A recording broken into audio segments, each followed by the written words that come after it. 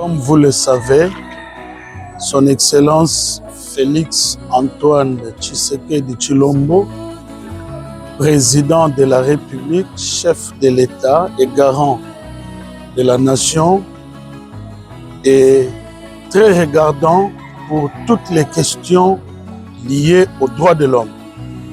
C'est donc conformément à sa vision que Son Excellence, Madame la Première ministre, chef du gouvernement Judith Suminwa Tuluka, m'a dépêché à Boma à la suite des événements malheureux qui ont eu lieu ici, dans le but de rencontrer la population, rencontrer aussi les cadres et agents publics pour faire la médiation, c'est-à-dire ramener l'entente entre les deux, mais aussi pour organiser un atelier de renforcement des capacités en droits de l'homme, cela pour aider nos cadres et agents publics à être en mesure de gérer les dilemmes,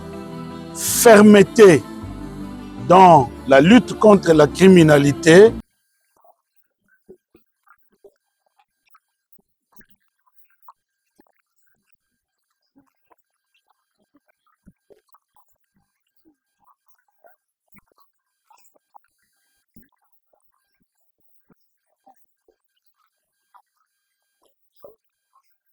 Je vous salue au nom du président de la République démocratique du Congo, Son Excellence Félix Antoine Tshisekedi Tshilombo, au nom du gouvernement et du peuple congolais. Tout en félicitant à mon tour le haut-commissaire pour son rapport final sur l'établissement des faits, je me vois obligé de relever que le haut-commissaire aurait pu, sur base de ses propres constatations, aller jusqu'à qualifier les faits en génocide. Monsieur le Président, des crimes massifs et systématiques sont commis en République démocratique du Congo par le Rwanda et ses supplétifs AFC M23. Massacre des civils, déplacements forcés, violences sexuelles, enrôlement d'enfants, ainsi qu'attaques contre des infrastructures civiles essentielles, notamment des hôpitaux et des écoles. Les derniers en date remontent en juillet dernier, où près de 300 compatriotes ont été sauvagement massacrés dans le Rutshuru. Le rapport établi notamment par le Conseil des droits de l'homme des Nations Unies en dit long. Human Rights Watch a été plus précis, notamment en documentant de manière détaillée les massacres de près de 140 Hutus. Ceci porte les germes d'un ciblage ethnique, point central du génocide au regard du droit international.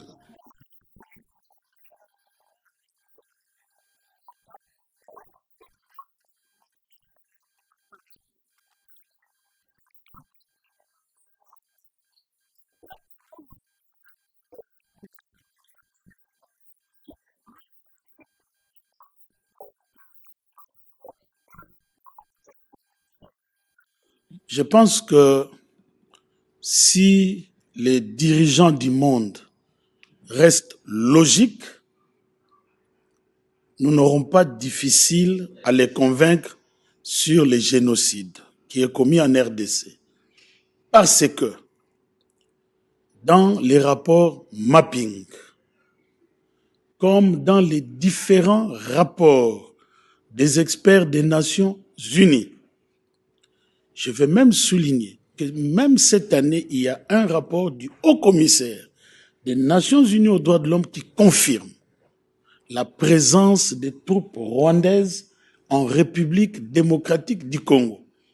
Mais seulement là où nous ne nous entendons pas, c'est que il constate la présence du Rwanda, il confirme les exactions commises par le Rwanda et ses supplétifs en RDC, mais lorsqu'il qualifie cela seulement en crime de guerre, crime contre l'humanité, mais il n'ose pas citer le mot génocide. Alors nous, maintenant, nous allons les convaincre en leur disant ce que vous appelez crime de guerre ou crime contre l'humanité ne l'est pas. Mettons-nous d'accord sur les faits, mais permettez-nous de vous rappeler que les génocides, c'est quand on vise une partie, tout ou la totalité d'un groupe racial, ethnique ou religieux.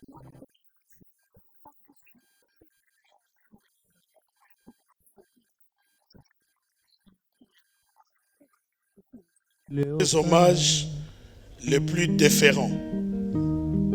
Très distinguée Première Dame, Mesdames et Messieurs, en vos qualités et titres respectifs, nous sommes ici pour briser le silence et dire très haut ce que la communauté internationale s'abstient de nommer les génocides commis en République démocratique du Congo.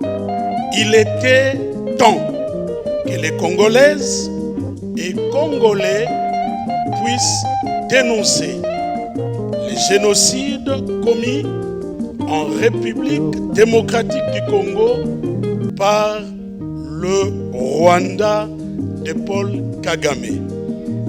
Il était temps que le monde puisse reconnaître le génocide de la tragédie du siècle qui sévit en République démocratique du Congo. Il est désolant que tous les rapports des Nations Unies, en commençant par le rapport Mapping et même le rapport, le dernier en date, c'est-à-dire le rapport de juillet 2025 sur les faits en République démocratique du Congo, confirme la présence du Rwanda en République démocratique du Congo et les exactions qui y sont commises, mais que et les rapports et les résolutions s'arrêtent seulement à qualifier de crimes internationaux, c'est-à-dire le crime de guerre et le crime contre l'humanité, mais jamais le génocide.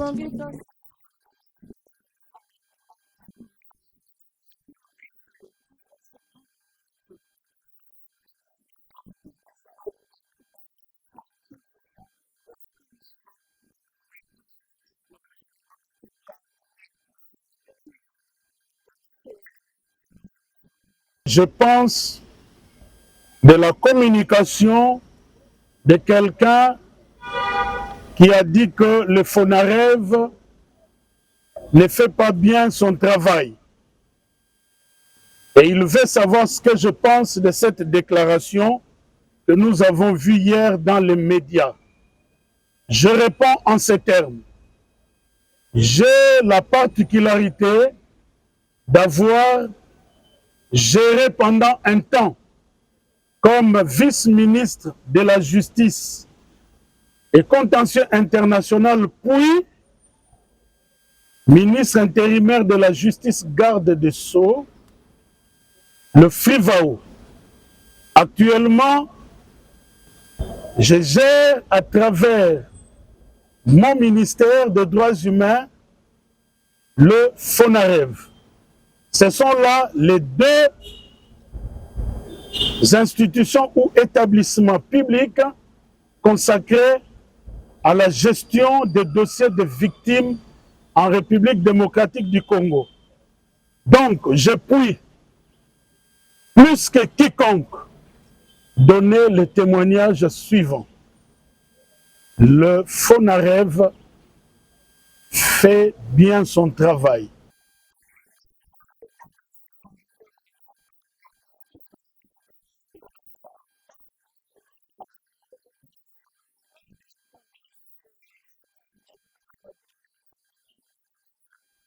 Et des bourses africaines. Mesdames et messieurs, les victimes n'attendent plus de promesses. Elles attendent des réparations, une reconnaissance, une place dans l'histoire. L'Afrique ne guérira pas tant que ses blessures seront niées. Elle ne se relèvera pas tant que les femmes violées se cachent. Elle ne brillera pas tant que ses enfants nés du chaos sont traités comme des ombres.